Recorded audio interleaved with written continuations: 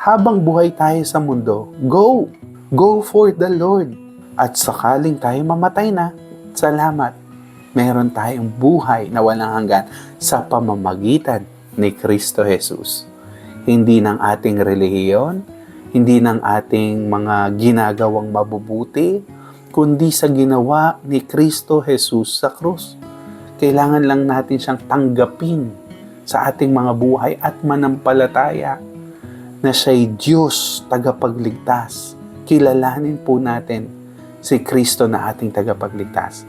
Kaya bawat araw na gising po tayo, magbigay tayong kaluguran sa Diyos. At sa mga panahon na may mahihirap na sitwasyon, focus kay Jesus. Focus yung mga nag-iintay sa atin sa langit. Ang mga sitwasyon natin ngayon, panandalian lang.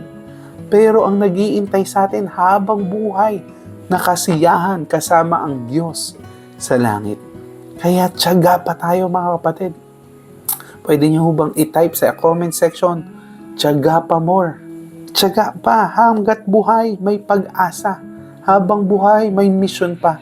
Habang buhay, ipararanas pa ng Diyos ang kanyang kalwalatian, kabutihan sa ating mga buhay.